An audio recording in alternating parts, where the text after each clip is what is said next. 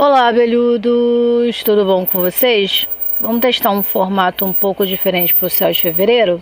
E aí vocês me contam como foi essa experiência, para a gente ir se acertando. A gente inicia o mês no dia 2 de fevereiro com a lua minguante Escorpião, que finaliza uma lunação que começou com a lua nova em Capricórnio lá no dia 11 de janeiro. A energia da lua em si, só a lua, já independente da gente falar das suas fases ou não, já é uma energia passiva de introspecção e sentimentos. No mapa astral, revela como sentimos ou reagimos. Em Escorpião, a lua, quando analisamos o mapa astral de alguém, se encontra em queda, ou seja, a lua em Escorpião tem dificuldade para expressar sua verdadeira natureza. O mesmo vale para pessoas com a lua na casa 8, que inclusive é a casa da minha lua. Por isso que eu mantenho essa skin mística, né? Que tem esse ar de mistério. Enfim, voltamos. Escorpião é a água em ebulição dos signos de água e fala dos nossos desejos, incluindo os inconfessáveis e desconhecidos. Bom, então vamos pensar. Se a lua fala dos nossos sentimentos e em sua fase minguante ela está ainda mais introspectiva, e se Escorpião, que tem uma natureza ambígua, e ambíguo não quer dizer dissimulado, mas pode ser também, eu diria que está na hora de seguir o conselho de Jung e parar de ser guiado pelo seu inconsciente e chamar isso de destino, principalmente porque o Marte e Mercúrio ainda se encontram em Capricórnio. Mas para vir o novo é preciso se livrar do velho. E eu acho que é justamente o que essa lua pede da gente, assim, sabe? Já que estamos falando da lua, vamos falar logo de todas as luas de fevereiro. 9/2, nova lunação, lua nova em Aquário. Uhul, maravilha! Eu vou estar provavelmente maluquinha nessa nova lua. A gente sabe que a lua nova é o momento de criar novos paradigmas, mas o novo não pode surgir do nada. Para o novo surgir é necessário reflexão. É por isso que eu considero o momento da lua minguante tão importante. Ainda mais essa em Escorpião, que provavelmente vai aprofundar ainda mais algumas questões e nos deixar inquietos. Aquário avisa que o passado é uma roupa que não nos serve mais. A gente precisa se reinventar e tá tudo bem parecer meio estranho. Ninguém é muito normal mesmo de perto, né? E aí, seguimos para o dia 16/2 com uma lua crescente em Touro. O engraçado dessa lua é que talvez você não ache que está crescendo. Fortalecer também é crescer. Para você entender, sabe quando você começa a malhar? Não é muito bem que eu saiba, né? Mas talvez em breve eu comece a saber. Vamos jogar para o universo. Se você tirar uma foto no primeiro dia de malhação, talvez você não sinta muita diferença. Ou nada de diferença depois de um mês. Mas se você tirar outra foto e comparar, talvez perceba. A lua crescente em Touro talvez te dê essa percepção. Mas vamos ter um acordo, Beste? Nada cresce do nada, assim como nada surge do nada. E aí, prontos para surtarem com a lua cheia em Virgem? Não é só porque ela está em Virgem que vocês também não vão surtar, né? Dia 24/2, vamos ter uma lua cheia em Virgem. Eu vejo muito essa lua cheia em Virgem como 2 de espadas do tarô, sabe? Aliás, o 2 de espadas tem muito essa energia virginiana de analisar tudo nos mínimos detalhes e às vezes as coisas não merecem o seu tempo de análise e apertar o botão do dane-se é o melhor que se faz para a saúde mental. Então, pare de pensar demais e abre uma cerveja, vê se ainda tem algum bloquinho de carnaval e não se apresse não, porque nada para já. Bom, se quiser pode beber água. Bom que evita as pedras nos rins, afinal já basta as pedras que a gente tem no caminho, né? Essa lunação começada na lua nova em Aquário, no dia 9, vai terminar em 3 de março, mas aí depois falamos sobre isso. Para facilitar talvez muito mais para mim do que para vocês, vou, além de manter a ordem cronológica, vou também agrupar por eventos. Isso faz mais sentido para mim, porque a astrologia não é só sobre você saber o que ou quando vai ocorrer, mas também como esses eventos podem nos influenciar ou até mesmo nos tirar, ou até mesmo como a gente pode tirar proveito deles. E nisso, no dia 2, além da Lua minguando em Escorpião, teremos um sextil de Mercúrio em Capricórnio e Netuno em Peixes. Sextil acontece num ângulo de 60 graus e no mapa astral pode representar uma oportunidade, pois ocorre com signos ativos aspectando entre si, assim como signos passivos. Essa compatibilidade cria uma facilidade na compreensão, na coleta de informações e na expressão. Os planetas cooperam um com o outro. Outra característica do sextil é que eles sempre ocorrem entre signos de ar e fogo ou de água e terra, como é o caso do que ocorrerá no dia 2/2 e dos outros que falarei na sequência. O sextil do dia 2/2, que ocorrerá com Mercúrio em Capricórnio e Netuno em Peixes, uma curiosidade sobre o Netuno é que ele não representa só o nosso impulso escapista, onde nos iludimos.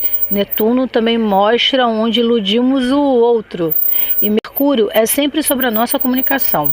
Estudos e afins e qualquer aspecto com Mercúrio deve ser considerado como mental. No mapa astral, o sextil entre Mercúrio em Capricórnio e Netuno em Peixes é o aspecto que indica o supervendedor, pois denota alguém que consegue pintar quadros com as palavras. E aí, se a palavra é ação, que quadros andamos pintando? Tempo para pensar. Vai. Ai, já passou muito tempo. Vai, pensa depois. Vamos dar uma avançada e falar mais de 2 sextis que acontecem com algum planeta em Capricórnio e Netuno em Peixes. No dia 8/2, tem um sextil com Marte em Capricórnio e Netuno em Peixes. Marte em Capricórnio é o meu queridinho, inclusive na minha revolução solar, esse ano o meu Marte está em Capricórnio. Vocês vão ter que me aturar. Vou estar extremamente organizada no meu ranço e nos convida a organizar nosso ódio para não perder o réu primário. E o que temos de entender sobre aspectos de Marte é que essas aspectações acentuam as energias, a ação e o impulso de agressão. E um sextil proporciona a oportunidade de expressão dessa energia de forma supostamente positiva. Uma coisa que percebo é que as aspectações com Netuno têm esse peso cartático. Ele traz uma possível suavidade e essa específica, um sextil entre Marte e Netuno, nos impulsiona a procurar o melhor nos outros. Só não se esqueça que você não é o pré-sal e não está buscando petróleo em ninguém. Mas talvez, se você não acha nada de bom em ninguém, deve ser você que não deve ter nada de bom em si.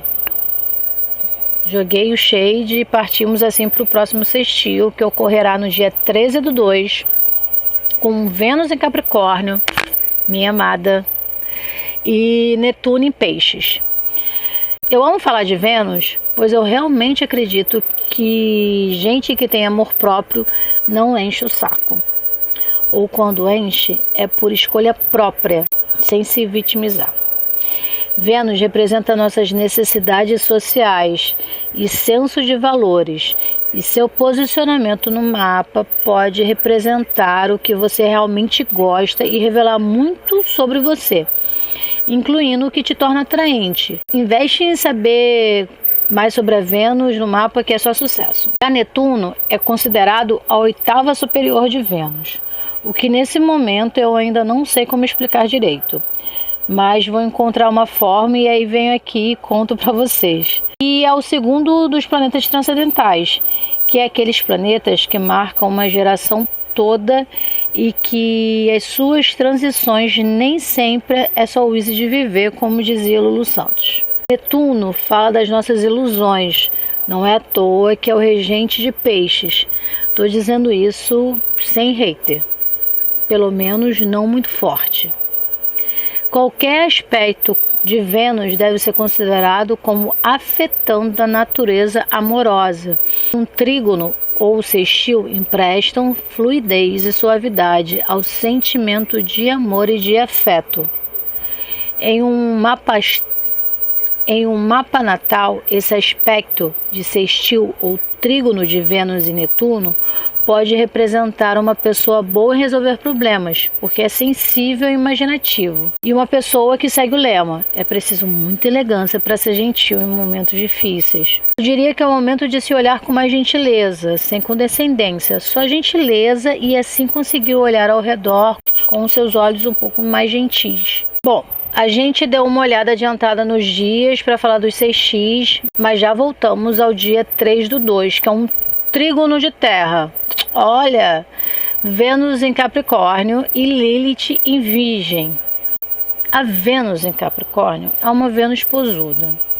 Eu sempre digo isso, mas ela também é uma Vênus dedicada, desde que você consiga penetrar na sua enorme couraça. Talvez aqui você tenha que investir muito e nunca achar que o jogo está ganho. Sim, vai ter que penetrar na couraça até achar petróleo, mas eu acho que vale super a pena. Ela é uma Vênus leal aos acordos, sem contar o imenso potencial para a liderança contida nessa Vênus. Agora, já Lilith, só ela seria um podcast inteiro e com certeza você já deve ter ouvido falar muito dessa figura bíblica. Ou não também, né? Ninguém é obrigado a nada. Lilith é descrita por alguns como a insubordinada primeira mulher de Adão, por outros como um demônio, e em Supernatural é uma menininha muito meiga e o último selo que deve ser quebrado para o apocalipse. E na última temporada é usada por Deus contra os irmãos Winchester. O que isso é relevante? Nada, mas é porque eu sou fã de Supernatural. É só isso mesmo. Bom, Lilith é indômita e versátil também. Eu considero uma figura feminina injustiçada, assim como a representação da maioria das figuras femininas nas histórias que são contadas pelo patriarcado.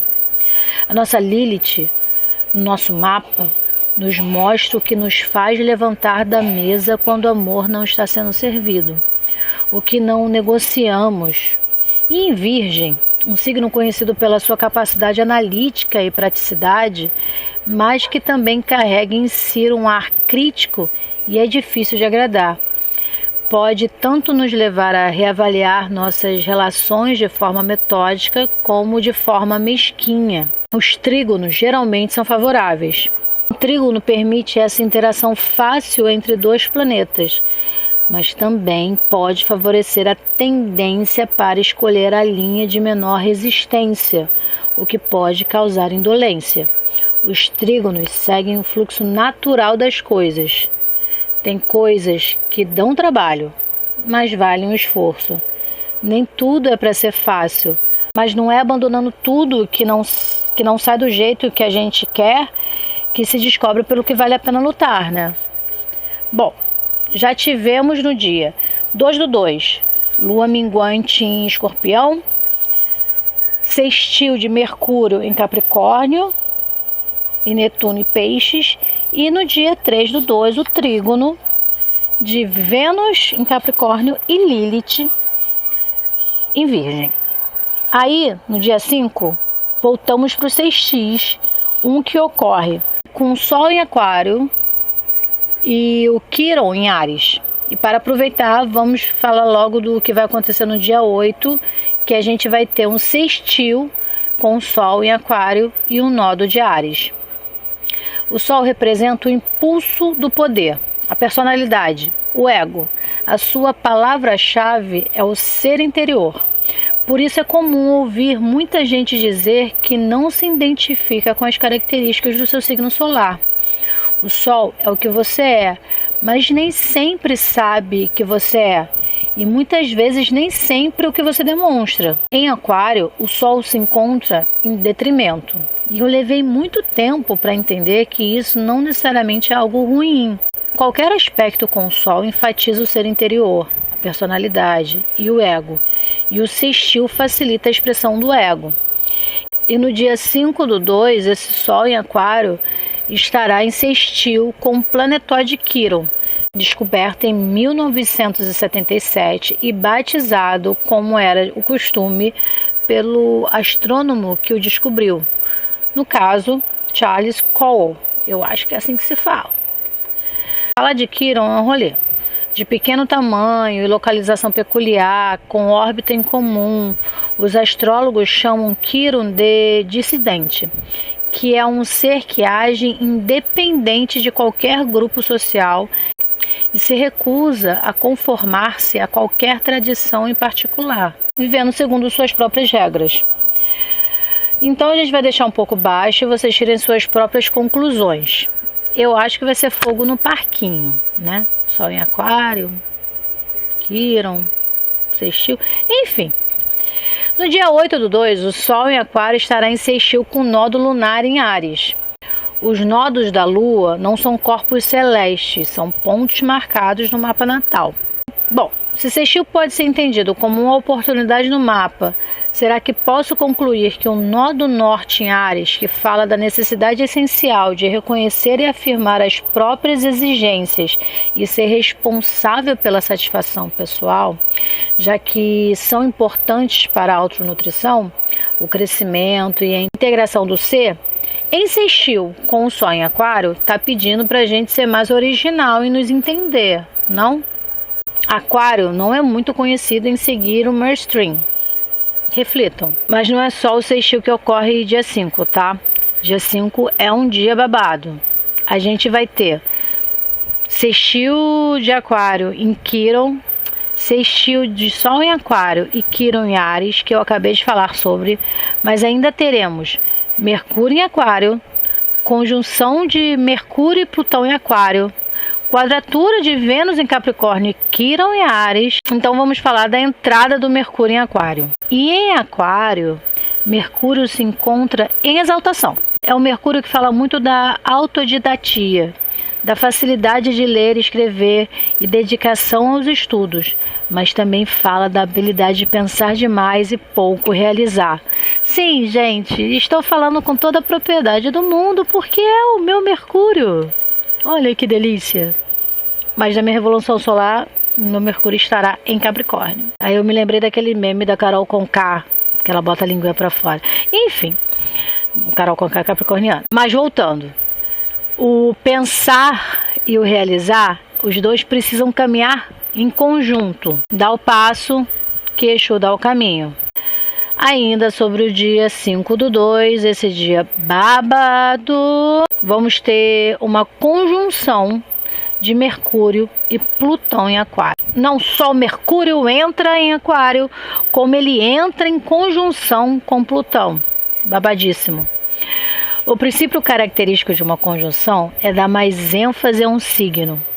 E o fato de a conjunção desses planetas ser ou não favorável depende do que o crescimento está provocando e do que está sendo limitado ou restringido. Qualquer aspecto com Mercúrio deve ser considerado como mental. E essa conjunção é um bom aspecto para pesquisa, análise, porém inclinada ao extremismo. Essa expectação também nos fala para termos cuidado com a falsidade, complexo de poder, ou de se envolver com pessoas indesejáveis. Então representa tanto o impulso reformador como o impulso destrutivo, e existe uma linha muito tênue entre esses dois impulsos, muito fácil de ser ultrapassada e confundida. E eu não sou da opinião que todo aquariano vai encarar esses 19 anos de Plutão em Aquário da mesma forma. Isso é muito behaviorista, e muito menos que o mundo vai entrar numa nova era de paz e amor, até mesmo porque esse não é o arquétipo de Aquário. Mas acredito sim que, se estivermos conectados com a nossa verdade interior e um tanto desapegados dessa necessidade de validação externa, seja possível o surgimento de uma nova humanidade. Mas isso não é função de Plutão, e sim de cada indivíduo. O famoso só depende de você, bonitão. Tá todo mundo falando de Plutão, Mas eu não sou todo mundo. E levando em consideração que Plutão só fica em Aquário até 2 de setembro, quando entra em movimento retrógrado, voltando para Caprica, na verdade ele entra em movimento retrógrado antes, né? Voltar a Aquário em 19 de novembro desse ano de 2024, sossegando faz por 19 anos, temos bastante tempo para falar desse pequeno notável. Eu falei? É o menor planeta. Ele é a prova de que tamanho não é documento, gente. Então, eu, ele, Plutão e Carmen Miranda. Então, paciência, meu pequeno Paduan. A gente vai voltar a falar de Mercúrio, mas vamos fechar o dia 5 para conseguirmos avançar. Dia 5, a gente tem uma quadratura em Vênus em Capricórnio e Quirón em Áries. E aí já emendamos para falar de uma outra quadratura de Vênus que será no dia 7/2, com uma quadratura entre Vênus em Capricórnio e Nodo em Áries. Quadraturas representam os desafios em qualquer mapa, mas também potencial, se você as compreender e manejar com sabedoria, funcionando como degraus de uma escada. Eu acho que tudo que já foi falado de Vênus em Capricórnio, de Quirón e os nodos, podem nos levar a alguma conclusão sobre esses eventos. Acho que aqui vale dizer também sobre um trunfo muito importante, trunfo da autoobservação para o autoconhecimento e autoaperfeiçoamento. As expectações astrológicas não são como uma cartilha autoritária a determinar o que somos ou não, como devemos nos comportar ou não. As expectações reagem de formas diferentes em cada indivíduo, dependendo do contexto racial, de gênero, sexual, cultural. Observe mais o céu, mas se observe mais também. Outro dia babado será o dia 8/2, que temos sextil com o Sol em Aquário e o Nodo em Áries, sextil com Marte em Capricórnio e o Netuno em Peixes, que já falamos. Mas ainda vamos ter uma quadratura do Sol em Capricórnio e do Urano em Touro. Bom, quadraturas falam de desafios e potenciais no mapa. O Sol em Aquário já é um Sol em detrimento. Por isso que ele é um Sol original, independente, individualista e amante da liberdade. É um Sol que faz com que pareçamos rebeldes e caprichosos caso não lide bem com essas características, o que pode transformar uma pessoa genuína no tio excêntrico que mora com 20 gatos, pois suas preferências podem fazê-lo parecer teimoso e inflexível. Inclusive, esse é o meu pior pesadelo. Adoro ser aquariana, mas eu tenho muito medo de virar a tia dos gatos, porque a tia excêntrica eu já sou, né? Mas eu também já tenho gatos, e aí eu fico numa dualidade, enfim. A palavra que define Urano é mudança. Isso não é muito bem uma característica que a gente pode atrelar aos nativos de Touro. Em Touro, Urano se encontra em queda, ou seja, ele tem dificuldade para expressar sua verdadeira natureza. É meio quando você precisa ficar na casa de outra pessoa e não se sente realmente à vontade ali. E talvez por isso, se formos analisar o mundo desde 2018, quando Urano entrou em Touro, quantas coisas mudaram de paradigma e não necessariamente de forma positiva. Ainda estava retrógrado desde o dia 29 de agosto de 2023. Ficou em movimento direto em 27 de janeiro, o último, né? E ele vai ficar em movimento direto até o dia 1º de setembro de 2024, quando entra em retrogradação de novo até o dia 30 de janeiro. Meu aniversário, inclusive, né? Vai me dar de presente o movimento direto dele, né? É isso. O ciclo de Urano é longo e leva cerca de 7 anos em cada signo. Ou seja, ele entra em Touro em 2018 e ficará até 2025, quando entra em Gêmeos. Como ele aparece no mesmo signo para um número muito grande de pessoas, o seu posicionamento por casa é mais importante na descrição de traços e atitudes do que seu posicionamento por signo. Urano representa no mapa natal o impulso de liberdade. É o planeta do individualismo, da originalidade, do despertar e da ruptura de tradições. É o primeiro dos assim chamados planetas transcendentais. É o regente natural de Aquário. Vou fazer um adendo aqui, tá, galera? Ele é o regente de Aquário após a sua descoberta, se eu não me engano, foi em 1781. Mas na astrologia tradicional, o regente de Aquário é Saturno. Não vou dizer quem ficará mais impactado com essa quadratura. Aquarianos, com certeza, pois seu planeta é regente num signo de natureza fixa e do elemento em terra, com tendência extremamente materialista e voltada para a própria satisfação e conforto, num planeta que fala de mudanças, e essas mudanças podem sim ocorrer, mas no estilo farinha pouca, meu pirão primeiro, pois Touro vê tudo sempre com o copo meio vazio, o que talvez seja um suplício para os altruístas aquarianos. E lembrando que na sequência dessa quadratura temos uma lua nova em Aquário, no dia 9, e eu analiso isso como um apelo do universo para refletirmos sobre as nossas formas de nos relacionarmos, e não só uns com os outros, mas com o próprio planeta Terra. Revisarmos nossas relações de poder, de consumo, principalmente quando metemos nessa equação o Plutão em Aquário. No dia 10, o exibido do céu volta a ser Mercúrio em Aquário, desde o dia 5, quando já faz uma conjunção com Plutão. Então temos, dia 10, quadratura de Mercúrio em Aquário e Júpiter em Touro. Dia 15, sextil de Mercúrio em Aquário com Quirón em Áries. Dia 16, Mercúrio em Aquário e nódo... Dia 16, sextil de Mercúrio em Aquário e nódo em Áries. Dia 17, quadratura de Mercúrio em Aquário e Urano em Touro. Bom, já expliquei que quadraturas se caracterizam por desafios e potenciais, e sextil é uma oportunidade, e em qualquer aspectação com Mercúrio é de natureza mental. Então, se estivermos meio louquitos, vai pular carnaval que passa. Então, por ordem. Dia 10, quadratura de Mercúrio e Júpiter. Júpiter representa o princípio da expansão.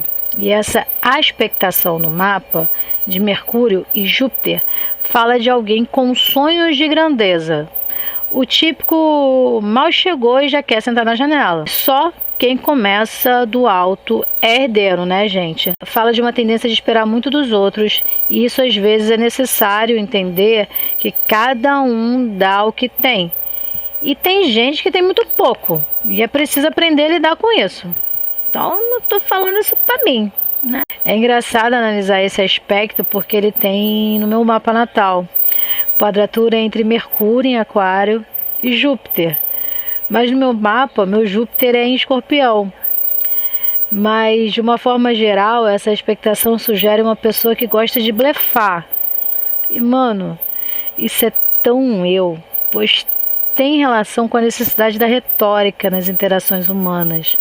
Bem, talvez a curiosidade e a impulsividade estejam a 1000 graus, o que nos diz para ter cuidado para os atos impensados não atropelarem as boas intenções. Talvez seja um bom dia político ou um dia politicamente importante. A quadratura do dia 17 entre Mercúrio em Aquário e Urano em Touro fala de aspectos mentais autorreferenciados e auto-enaltecedores.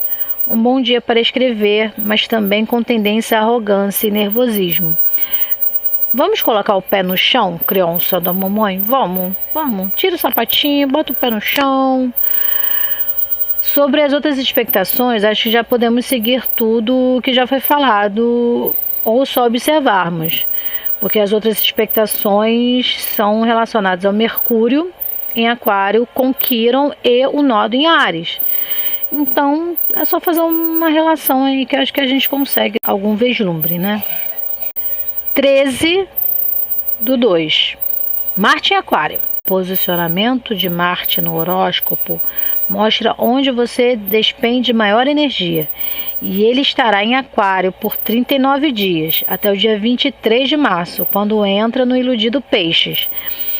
Para os que gostam de curiosidades astrológicas, esse era o Marte do Leonardo da Vinci. E eu acho que isso define bem esse Marte. Só falarei isso. É isso. É o Marte do Leonardo da Vinci. Se Leonardo da Vinci, porque eu não posso dar dois. Enfim. É totalmente fora do ritmo. Eu sou inimiga do ritmo. Dia 14/2, conjunção entre Marte e Plutão em Aquário. E aí, no dia 27/2, quadratura entre Marte em Aquário e Júpiter em Touro. Qualquer aspecto com Marte acentua as energias, a ação e o impulso de agressão. A conjunção enfatiza a energia aplicada e a quadratura desafia e traz à tona o seu impulso de agressão. A conjunção de Marte e Plutão em Aquário nos diz para tomarmos cuidado com nossas obsessões. Sabe a busca pelo Santo Graal? Enquanto não acha, bebe no copo descartável. Enquanto não acha, bebe no copo descartável mesmo. Talvez não no descartável, né? Acabei de dizer para a gente reavaliar nossa relação com a humanidade, com o planeta Terra. Vou mandar você usar copo descartável? Não, né? Eu senti as tartaruguinhas marinhas todas me olhando agora e me julgando com ar de decepção. Não usa copo descartável. Usa aquela caneca bonita do seu centro acadêmico, personalizado, o copo Stanley comprado na Shopee. Talvez você perceba que nem vale tanto a pena assim essa busca incessante pelo Santo Graal. E encontre outras formas de lutar pelo que se quer. E isso te leve a se expandir do seu jeitinho particular. No dia 16/2, a gente tem Vênus em Aquário. Na sequência, no dia 17, uma conjunção de Vênus e Plutão em Aquário. Dia 22, uma conjunção de Vênus e Marte em Aquário. E dia 25, uma quadratura de Vênus em Aquário e Júpiter em Touro. Sabemos que Vênus representa o afeto, o senso de valores e seus impulsos sociais. Com uma entrada em Aquário, talvez sejamos forçados a virar não monogâmicos e, por fim, a exclusividade de propriedade privada. E a marmita de casal será normalizada. Levando em consideração que isso será no meio do carnaval, talvez até seja uma verdade. Mas talvez a lua crescente em Touro, que também ocorre no dia 16, atrase esses planos e nos sintamos mais inclinados a fortalecer nossos laços já existentes. Quem vai saber, né? Essa Vênus tem um quê de Janis Joplin, que tinha esse posicionamento no mapa. Você não sabe muito bem o que são as relações, elas são diferentes, performam de forma não normativa, às vezes podem soar desajustadas e desapegadas, mas depois que se conhece, não se consegue ver as coisas e as relações da mesma forma. No dia 17, Vênus em conjunção com Plutão, posição presente no mapa de Freud, nos diz para tomarmos cuidado para não aprofundarmos demais questões que não são tão profundas assim, sem fanatismos amorosos de nenhuma forma, né? Dia 22, essa Vênus desapegada em Aquário estará em Marte. Fala muito de se alinhar charme e energia ao mesmo tempo, que reforça a necessidade de liberdade, inclusive para conseguir se expressar. Levando em consideração que é um aspecto contido no mapa de Jung e de sua fama que pode ser, de certa forma, comprovada no filme O Método Perigoso, acho que podemos imaginar o que esse aspecto representa. Esse aspecto, se utilizado positivamente, faz florescer a intuição e aconselhamentos. Vamos recapitular antes de falarmos do mais iludido do zodíaco. E eu juro que eu não tenho ranço, não muito, de peixes. Só um pouco. Mas eu sou aquariano, tenho ranço de todo mundo. 2/2, Lua minguante Escorpião. Dia 2 ainda, sextil de Mercúrio em Capricórnio e Netuno. 3/2, trígono de Vênus em Capricórnio e Lilith em Virgem. Dia 5, o dia babado, Mercúrio em Aquário, sextil de Sol em Aquário e Quirón em Áries, conjunção de Mercúrio e Plutão em Aquário, quadratura de Vênus em Capricórnio e Quirón em Áries. Dia 7, quadratura de Vênus em Capricórnio e Nodo de Áries. Dia 8, vamos ter o sextil de Sol em Aquário e o Nodo em Áries, sextil do Marte em Capricórnio e Netuno em Peixes. Ainda vamos ter, dia 8, quadratura do Sol em Aquário e Urano em Touro. Dia 9, Lua nova em Aquário. Era de Aquário. Dia 10, quadratura de Mercúrio em Aquário e Júpiter em Touro. Dia 13, Marte em Aquário. Ainda dia 13, vamos ter um sextil de Vênus em Capricórnio e Netuno em Peixes. 14/2, conjunção de Marte e Plutão em Aquário. Dia 15, sextil e Mercúrio em Aquário. Dia 15, sextil de Mercúrio em Aquário e Quirón em Áries. Dia 16, sextil de Mercúrio em Aquário e Nodo em Áries. Dia 17, Lua crescente em Touro. Dia 16 ainda teremos Vênus em Aquário. Dia 17, conjunção de Vênus e Plutão em Aquário. E uma quadratura de Mercúrio em Aquário e Urano em Touro. Dia 19, Sol em Peixes. Preparados para se iludir, guerreiros? O sonhador do zodíaco, regido por Netuno, que está devidamente domiciliado em Peixes desde abril de 2011 e ficará lá, quietinho, no seu lar, até março de 2025. Peixes tem uma energia mutável do elemento água, princípio passivo, e seus posicionamentos no mapa podem falar muito sobre a nossa fé, mas também sobre as nossas ilusões. Já falamos que no dia 22/2, conjunção de Vênus e Marte em Aquário. E no dia 23/2, Mercúrio entra em Peixes, que ficará em Peixes por 16 dias, graças a Deus, só 16 dias, até o dia 23 de março. Mercúrio em Peixes é um sonhador. O que pode parecer que tenho problemas com isso, mas não é do sonho que eu tenho medo, e sim da falta da materialidade e praticidade, não só desse aspecto, mas de todo o peso de Peixes traz para o mapa de qualquer um. Em Peixes, Mercúrio se encontra em detrimento, então as regras são dadas por quem hospeda, ou seja, Peixes, que determina que é necessário um ambiente harmonioso para conseguir se expressar. Por isso pode às vezes parecer que é contraditória. Sem pressão. Suave na nave por 16 dias. Dia 25/2, temos uma quadratura de Vênus em Capricórnio e Júpiter em Touro, que já falamos sobre. Então vamos para o dia 28, que só temos 3 conjunções. Só 3 conjunções. Só. Conjunção de Mercúrio e Sol em Peixes, Saturno e Sol em Peixes, Mercúrio e Saturno em Peixes. Meu Deus, é só tudo isso. Sobre as 2 conjunções com Sol em Peixes, sabemos que qualquer aspecto com Sol enfatiza o ego, e ainda mais quando se é uma conjunção. Eu acho que falei demais sobre o Sol e Mercúrio em Peixes, e talvez aí já dê para delimitar o que essa conjunção pode nos trazer. Já Saturno, que representa um princípio do aprendizado, em Peixes fala de uma tendência a viver no passado. Seria o 6 de taças do zodíaco, que leva a vida e a si próprio a sério demais. Essa expectação pode evidenciar problemas emocionais ou mágoas, principalmente em relação à figura paterna, tá? Vixe. Dia 28, a conjunção de Mercúrio e Saturno, que é o aspecto presente tanto no mapa natal do físico Albert Einstein e do sequestrador Bruno Hauptmann, eu não sei se é assim que se fala, tá, gente? Que eu, sinceramente, não fazia a menor ideia quem era, mas entendi que ele devia ser minimamente relevante para ser citado. E aí eu fui pesquisar, né? E supostamente ele estaria no sequestro do Lindbergh III, filho do mundialmente famoso aviador Charles Lindbergh Jr., que eu não faço a mínima ideia de quem seja.